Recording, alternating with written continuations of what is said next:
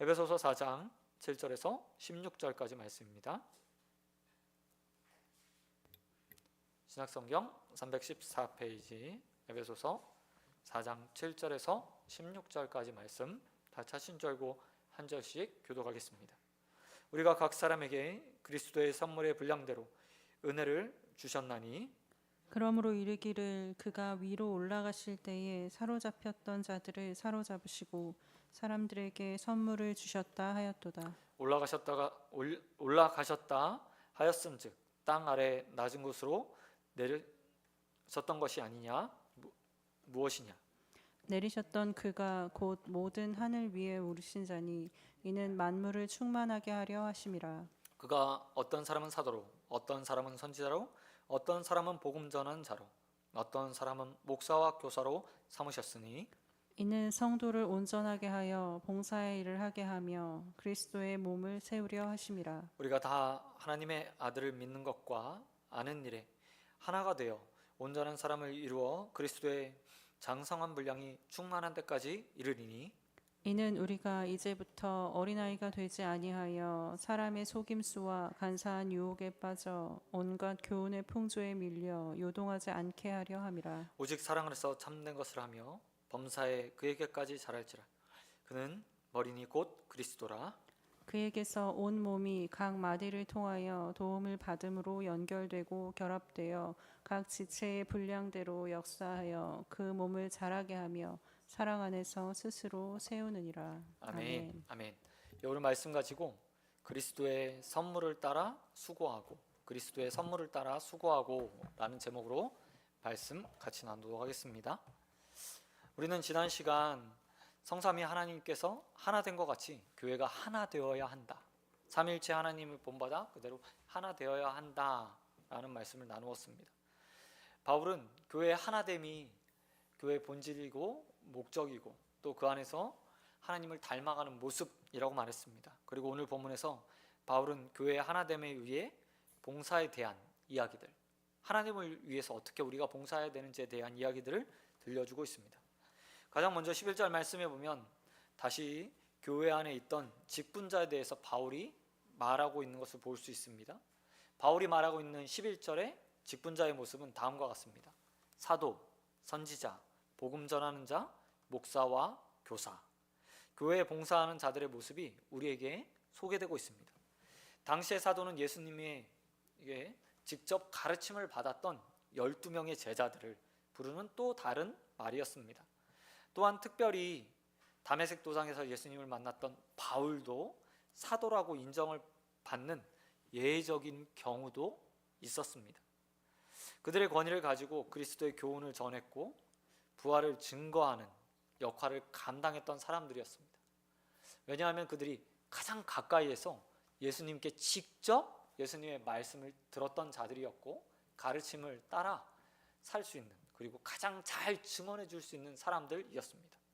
뿐만 아니라 사도 바울은 다메섹 도상에서 예수님을 만나고 3년의 공백기 가운데 아마도 아라비아 광야에서 예수님에게 말씀에 대해서 그가 가지고 있는 구약적 배경 모든 것들이 자신에 대한 말씀이라는 것을 가르침 받았을 거다라고 사람들이 이야기합니다. 그래서 다른 사도들이 그 사도 바울의 가르침을 보고 그 말하는 것을 보고 사도 바울을 진짜 예수님을 만난 사람, 가르침을 받은 사람이라고 인정해 주어 그의 사도성이 인정된 유일한 사람이라고 말할 수 있습니다. 어찌되었건 이들은 굉장히 중요한 역할을 감당하는 자들이었죠.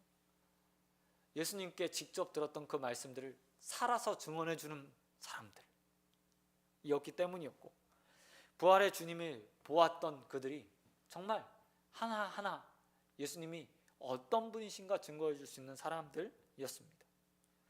또한 두 번째 직분이 있었는데 그것은 바로 선지자입니다. 구약의 시대에도 선지자가 있었듯 신약의 시대에도요, 당시까지는 선지자가 있었습니다. 여러분, 선지자가 어떤 사람들이죠? 하나님께 직접 말씀을 받아 대언하는 사람들, 가르치는 사람들이었습니다. 구약으로 예언이 끝나는 게 아니라, 요한의 시대 마지막으로 끝나는 게 아니라 계속해서 하나님 말씀을 받아 더 잘, 그리고 예수를 통해서 구약뿐만 아니라 신구약의 전체적인 메시지를 전하는 사람이 당시에 존재했던 것으로 보여집니다. 그리고 이들이 교회의 유익, 교회가 더욱더 주님을 잘 이해하는데 도움을 주었던 것으로 보여집니다. 그런가 하면 사도와 선지자들은 지금은 교회 안에서 사라진 직분이라고 말할 수 있습니다. 기독교 역사를 보면 사도 시대 이후에요, 사도들의 제자들이 있었습니다. 사도들에게 직접 가르침을 받았던 자들이요, 그들을 속칭 속사도라고 부릅니다. 사도의 제자들, 예수님의 제자들을 사도, 그리고 그 사도의 제자들을 속사도라고 불러요. 그러니 그 다음 때에 가면 이 속사도들마저도 죽고 더 이상 사도라는 말을 가진 자들이 나타나지 않습니다. 뿐만 아니라 선지자도 마찬가지죠. 이제는 완성된 신구약 성경, 사도들을 통해서 마지막 신구약 성경이 다 쓰여지고 또 그것들이 교회의 공인을 받으면서 신구약 성경이 완성된 이후에는 선지자적 사명을 받는 자들도 이미 다 사라졌습니다. 그런가 하면 사도와 선지자 외에 또 다른 역할을 감당하는 자들이 나타나고 있습니다. 그건 바로 복음 전하는 자들입니다. 대표적인 사람들이 사도행전 2장에 등장하고 있는 빌립이라는 사람이고요, 또 바울과 함께 전도 여행을 했던 디모데와 같은 사람들입니다. 이곳저곳 돌아다니면서 이 나라에서 저 나라로, 이 지방에서 저 지방으로 로마의 곳곳을 다니며 예수 그리스도를 증거했던 자들, 요즘 말하면 순회 설교자들이라고 말할 수 있는 그들을 복음 전하는 자들이라고 바울이 칭하고 있습니다. 이들은 이들을 통해서 로마 전역에요, 복음이 전파되기 시작했습니다. 그냥 예루살렘 한 곳에 머물러 있는 것이 아니라 주님의 말씀처럼 예루살렘과 온 유대와 사마리아와 땅끝까지 이르러 주님의 복음을 전하는데 역할을 감당했던 자들이 바로 복음 전하는 자들이었습니다. 그리고 마지막에 또 하나의 직분이 등장하고 있습니다. 그들은 목사와 교사라는 직분입니다. 이 목사와 교사라는 단어를 헬라어 성경으로 보면 하나의 정관사 안에 목사와 교사가 같이 다 포함되어 있어요. 이 말은 목사가 곧 교사, 목사의 역할과 교사의 역할이 동일하다라는 것을 의미합니다. 말로 보면 좀 다르죠. 목사는 목회하는 사람, 교사는 가르치는 사람이잖아요. 근데 목사와 교사, 이 말은 동일어라고 봤을 때 하나를 의미하는 거예요. 목사는 목양도 하고 동시에 가르치는 사람. 그리고 성경에 또 다른 표현이 나타나는데 그들이 바로 장로라는 표현입니다. 장로 역시도 목사와 교사, 당시에는 구별되지 않은, 말씀도 가르치고 목양도 같이 하는 같은 직분이었습니다. 하지만 시대가 지나면서 이렇게 세분화되게 되죠. 목양하고 말씀을 가르치는 자들, 또 교사로서 교회 안에서 오로지 아이들이나 또 새로운 신자들에게 가르침을 주는 자들, 장로로 치리하는 일들, 다스리는 것들을 감당하는 자들, 이렇게 나누어지게 됩니다. 이런 공식적인 일들을 하는 자들이 있었고요, 초대교회가 이렇게 직분들을 나눴던 이유는 단 한 가지 때문이라고 사도 바울은 이야기하고 있습니다. 그것이 무엇이냐면 바로 12절과 13절에 기록되어 있는 내용이에요. 여러분 12절 13절 오늘 본문에서 한번 같이 읽도록 하겠습니다. 4장 12절 13절 같이 읽겠습니다. 시작. 이는 성도를 온전하게 하며 봉사하는 일을 하게 하며 그리스도의 몸을 세우려 하심이라. 우리가 다 하나님의 아들을 믿는 것과 아는 일에 하나가 되어 온전한 사람을 이루어 그리스도의 장성한 분량이 충만한 데까지 이르리니. 아멘. 오늘 본문에 나와 있는 역할들, 다양한 사람들이 등장하고 있지만 사도든 또한 선지자든 복음을 전하는 자든 목사든 교사든 그것들의 목적은 단 한 가지였다는 거예요. 성도가 어떻게 되는 거예요? 온전하게 되는 것, 그리스도의 장성에 충만한 데까지 이르는 것, 그게 제일의 목표였다는 거죠. 그리고 그렇게 온전해진 몸을 가지고 서로를 위해서 봉사하고 서로 하나 되어서 그리스도의 몸을 세우는 데까지 나아가는 것, 그것이 바로 바울의 시대의 목회자들, 일절 말하면 성직자들이 했던 일들이라고 이야기하고 있다는 겁니다. 이처럼 그들을 세워서 전문적으로 교회를 세우고 가르치고 말씀으로 훈육하고 양육하고 그렇게 해서 성도 한 사람을요 온전하게 만들 거예요. 그리고 그렇게 한 사람 한 사람 온전해지면 아름다운 교회가 그 안에서 세워진다, 그리스도의 몸이 세워진다 라는 것을 믿고 사도 바울이 이렇게 말하고 있다는 거죠. 여러분, 이 모습을 보면서 저는 이런 생각을 좀 해보게 되었습니다. 우리 교회가 아직 지금은 이제 막 1년, 막은 아니죠. 1년 6개월이 벌써 훌쩍 개척하고 나서 지났는데 한 사람 한 사람 그저 그냥 예배 드리는데 급급한 것이 아니라 말씀으로 그냥 성장하는데 급급한 것이 아니라 말씀으로 한 사람 한 사람을 세워가고 그리스도의 온전한 사람들을 만들어내고 또 그리스도의 장성한 데까지 이르러 그리스도의 몸을 세워가는 교회, 그 본질이 온전하게 서가는 그런 교회가 되었으면 좋겠다라는 생각들을 하게 되었습니다. 사실 한국교회에서요 이런저런 프로그램도 많이 하고요, 은사를 쫓기도 하고 또 찬양에 집중하기도 하고, 어떤 교회들은 그냥 셀 모임 하는 것 굉장히 집중하게 돼요. 그러나 오늘 사도 바울은 이렇게 말하고 있어요. 사도, 선지자, 복음 전하는 자, 목사와 교사, 중추적인 역할을 하는 자들, 다른 말로 얘기하면 이 모든 자들이 말씀을 전하고 증거하고 바로 가르치는 자들이거든요. 이들을 통해서 한 사람이 온전케 된대요. 저의 교회도 그런 본질이 서 있는 교회가 되었으면 좋겠습니다. 이 강단에서 제가 계속해서 혼자 사역을 하게, 말씀을 전하게 될지, 아니면 또 부교육자들과 함께, 아니면 다른 동역자들과 함께 말씀을 전하게 될지 모르겠지만, 누가 이 자리에 서서 하나님 말씀을 전하던 그의 입에서 나오는 말씀이 우리 성도들 하나하나 한 사람 한 사람에게 정말 하나님을 아는 것과 하나님을 믿는 것에 도움을 주는, 또한 바르게 증거하는 입술이 되어서 하나님 아는 일에 온전하게 쓰임받는 자들이 설 수 있는 교회가 될 수 있도록 여러분 기도해 주시기 바랍니다.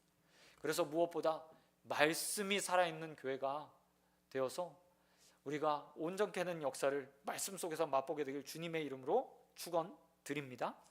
그런데 이렇게 세워진 교회를 위해서 봉사하는 자들이요, 말씀으로 섬기는 자들, 그들이 어떻게 세워졌는지에 대해서 사도 바울이요 7절에서 말하고 있어요. 여러분, 사도 바울이 직분자들, 특별히 말씀 전하는 자들, 교회의 중직자, 성직자라고 말하는 자들이 어떻게 세워졌다고 이야기하냐면 7절에서 이렇게 말해요.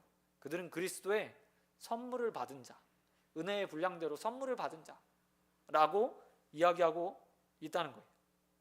현대사회에서 교회 안에서 직분을 갖는다는 것, 그냥 성직자뿐만 아니라 일반적인 직분자들을 다 포함하면 그게 되는 과정들이 있잖아요. 교회 처음 나와서 정식 교인이 되고 입교한 지 2, 3년 되면 서리집사가 되고 또 서리집사에서 이것저것 봉사를 하면서 어떤 과정들을 거치게 되면 그 중에 이제 여집사가 되기도 하고 안수집사가 되기도 하고 또 안수집사가 돼서 어느 정도 지나게 되면 장로로 혹은 권사로 이렇게 다음 단계로 다음 관대로 직분을 받게 됩니다. 그래서 일반적으로 일정한 시간, 헌신과 수고 혹은 사회적 역량을 갖출 때 직분이 주어지는 그런 교회들도 있어요. 성경에도 우리가 생각하는 기준들을 말하곤 하죠. 사도 바울이 교회에서 성직자나 또는 어떤 장로를 세울 때, 직분자들을 세울 때 그가 가정생활을 잘하고 있는지, 가정이 온전히 섰는지, 아니면 흠이 있는지 없는지 살펴라 라고 말할처럼 그냥 직분이요 아무에게나 주어지지 않는다고 생각하고 교회마다 나름의 과정들 아니면 기준들을 세우고 그렇게 뽑아요. 근데 오늘 사도 바울은 그렇게 말하고 있지 않는다는 거예요. 뭐라고 이야기하고 있어요? 그 모든 자들이 7절에서 말하는 것처럼 그리스도의 선물의 분량대로 은혜라고 이야기했는데 여기 카리스라는 은사라는 단어를 쓰고 있거든요. 그러니까 다 하나님이 은혜, 선물로 거저 주었다 라고 이야기하고 있다는 거예요. 여러분, 그 말이 딱 맞는 것 같아요. 우리가 알고 있는 예수님의 제자들, 특별히 사도라고 부르는 자들의 면면을 보시기 바랍니다. 그들이 지식이 있던 사람이었나요? 아니요. 예수님의 제자 중 3분의 1은 어부질하는 사람들이었습니다. 세리도 있었고요, 간혹 의사도 있었지만 대부분은 그냥 평범한 사람들이었어요. 유대사에서 평범하다? 글도 제대로 모르는 그런 사람일 수도 있는 거거든요. 근데 그들을 불러서 주님이 3년 반 동안 가르쳐서 또 함께 하면서 사도로 세우신 거예요. 그나마 좀 나았다는 사람이 훗날 사도가 되었던 사도 바울이라는 사람이죠. 이 사람은 사회적 평가로 보면 부족함이 없는 사람이었습니다. 그런데 한 가지 그들에도 흠이 있었죠. 사도가 되기 전에, 그가 예수님을 다메섹 도상에서 만나기 전에 어떤 사람이었습니까? 예수 믿는 사람을 핍박하고 잡아 죽이려고 했던 사람들. 예수님을 만난 그 순간도 사실 다메섹으로 올라가서 예수 믿는 사람을 잡기 위해서 올라가다 예수님 만난 거예요. 그런 흠이 있는 사람이었어요. 근데 주님께서 오늘 바울이 스스로 고백하는 것처럼 그리스도의 선물의 분량대로 은혜에 따라 직분이 주어졌다 라고 말하고 있다. 그러나 이들은 그리스도의 선물을 받아서 직분된 이들, 그러면 그리스도의 선물이 뭐냐? 은혜로 주어진 것이 뭐냐? 하나예요. 성령 하나님. 성령 하나님. 오늘 사도 바울이 말하고 있는 그리스도의 선물이라는 말이요, 그리고 후에 그 선물이 어떤 것인지 대해서 8절부터 11절까지 이야기하고 있는데, 그 내용에 보면 예수님께서 승천하셨다, 8절에 보면 승천하셨다, 그리고 그곳에서 사로잡힌 자들을 자기에게 귀속시켜서 선물을 주셨다. 이게 뭐예요? 그리스도께서 구원하셨다, 십자가를 통해서 구원하셨다, 그리고 승천해서 완전히 그렇게 구원한 자들을 자기 백성으로 삼아주셨다. 그리고 나서 뭘 주셨대요? 선물을 주셨다고 이야기해요. 어떤 선물을 주셨습니까? 바로 오순절의 성령을 주신 거예요. 승천하신 후에 주님께서 승천하시기 전에 약속했죠. 내가 또 다른 보혜사를 너희에게 보내줄 것이다. 12제자도 사도가 되기까지요, 그 과정이 있었어요. 여러분, 성령이 임하기 전까지 12제자와 마가의 다락방에 있었던 120문도가 했던 일이 뭐예요? 마가의 다락방에서 문을 꼭꼭 잠그고 기도했어요. 근데 기도했을 때 지금처럼 통성으로 기도했을까요? 아닙니다. 절대 아니에요. 핍박받고 있던 그들, 예수의 제자라는 것이 탈로 나는 순간 죽음을 당할 수밖에 없었던 그들이 마가의 다락방에서 모여서 절대 그렇게 기도하지 않았을 거예요. 근데 성령이 임하고 나자, 약속하신 성령이 오자, 선물로 성령이 주어지자 그들이 어떻게 합니까? 나가서요, 자신의 역할을 감당하기 시작해요. 그렇게 꽁꽁 숨어있던 자들이 나가서 예수 그리스도를 증거합니다. 베드로가 한 번 설교할 때 3,000명, 그 다음에 5,000명. 겁쟁이였던, 예수를 배반했던 그가 일순간에 바뀌는 거예요. 오늘 또 주님께서 그렇게 말하고 있어요. 직분이라는 것, 그 일들을 감당한다는 것, 그것은 사회적 능력이나 지혜나 지식이나 아니면 그가 가지고 있는 사회적 평판이나 그런 것들이 아니라 오직 선물로 주어진 성령을 통해서만 가능하다라고 말씀하신다는 겁니다. 여러분, 우리의 사역도 저는 마찬가지라고 생각합니다. 저 역시도 그저 그냥 3년, 4년, 5년 신학 공부를 했기 때문에 거기서 배우는 지식들도 분명히 있죠. 하지만 그걸로요 하나님 말씀 다 증거할 수 없습니다. 하나님께서 때를 따라 주시는 지혜, 똑같은 본문을 가지고 여러 번 선교를 해도 그때마다 주시는 지혜들이 다르고, 또 제가 살아온 경험들과 그 모든 것들을 사용하셔서 풀어내는 방식들도 다 바뀌게 됩니다. 성도들의 직분도 마찬가지죠. 그저 내가 연한이 차서 내가 헌금을 많이 했기 때문에, 내가 교회를 열심히 다녀서 봉사를 많이 했기 때문에 권사가 되고 장로가 되고 집사가 되는 게 아니라,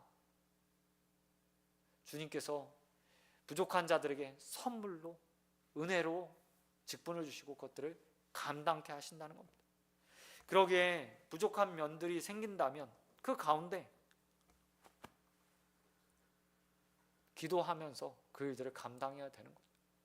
주님이 나에게 성령을 더 충만케 해주십시오.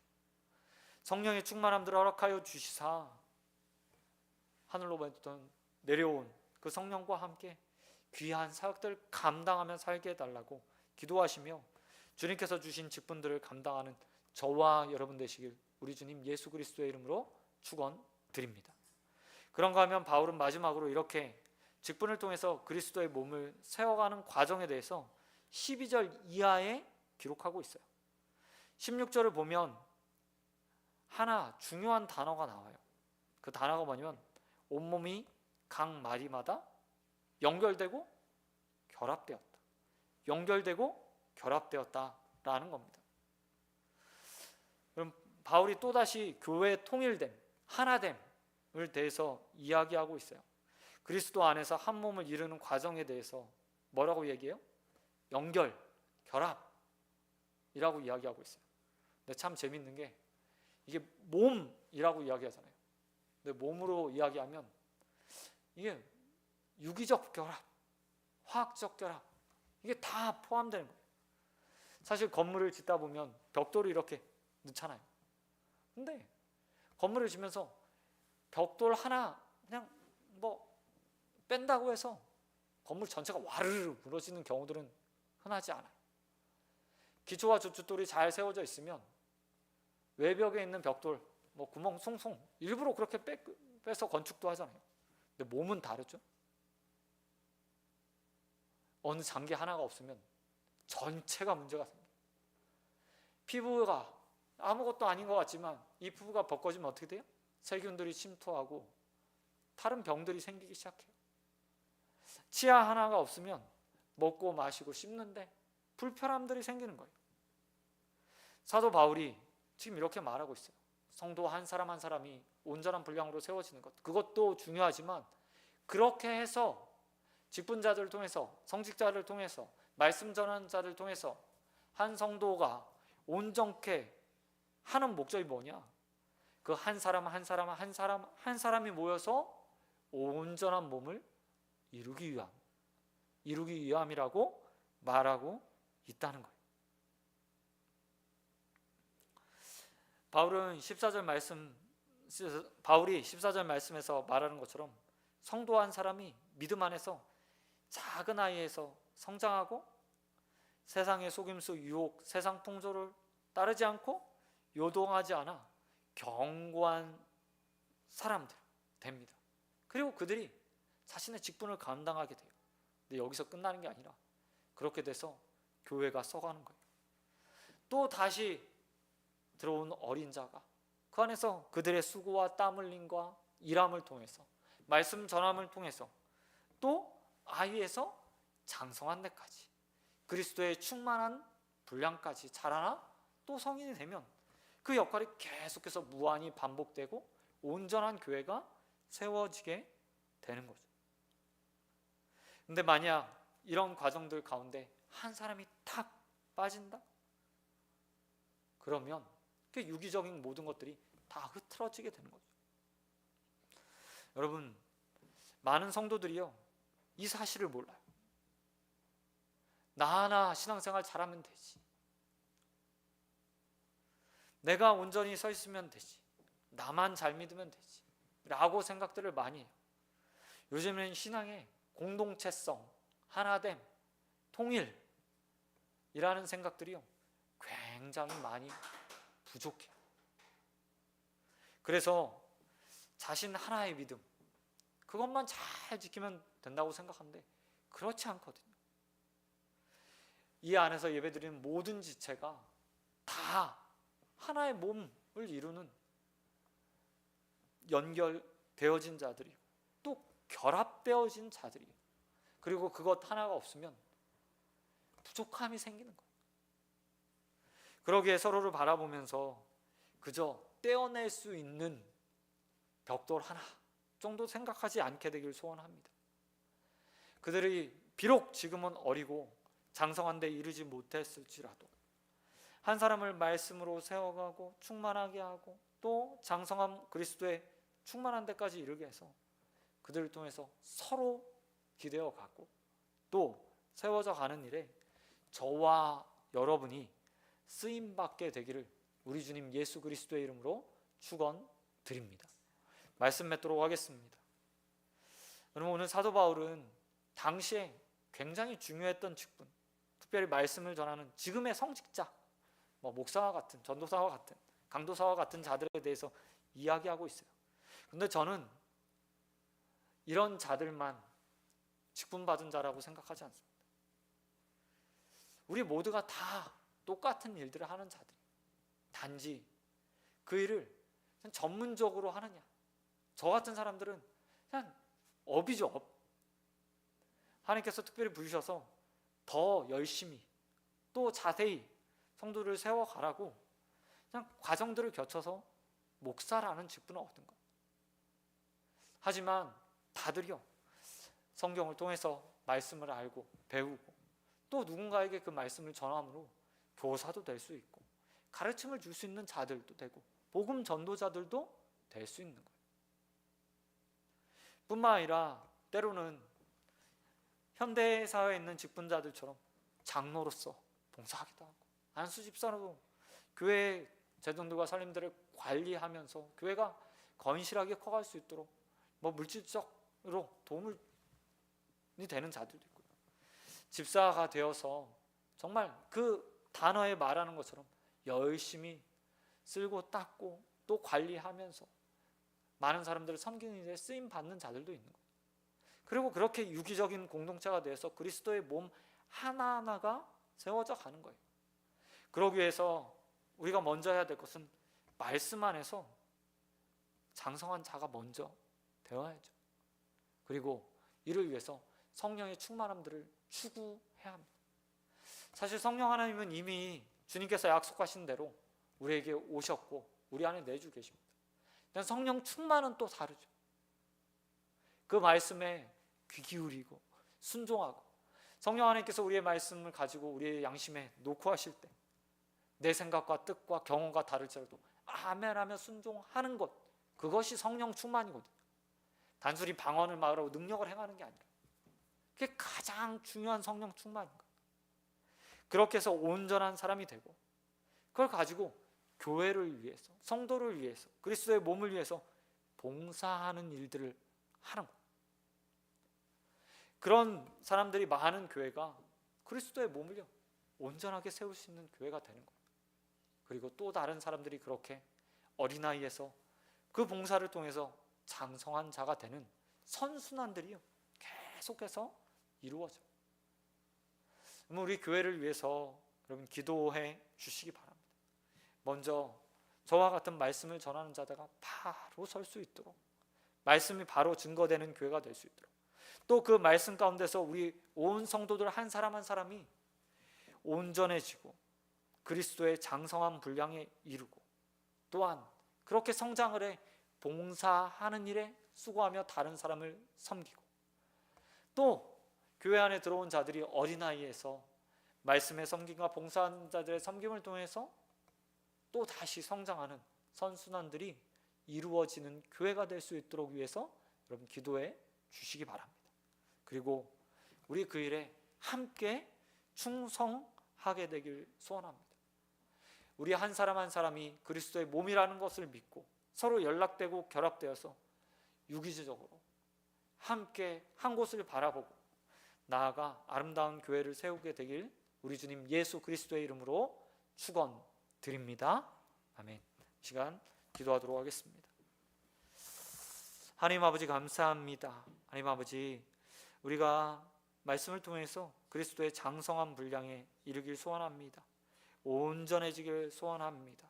그리고 그 말씀 붙들고 봉사하는 일에 헌신하며 그리스도의 몸을 세워가는 자들 되길 소원합니다.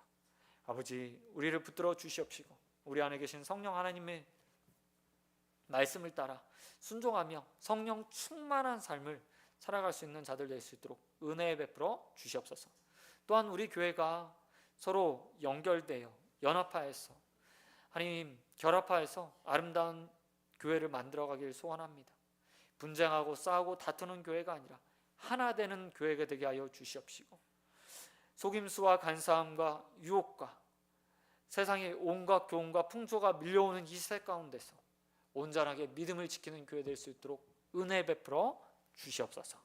모든 믿사하며 우리를 이 교회 보내주셔서 한 몸 이루게 하신 우리 주님 예수 그리스도의 이름으로 기도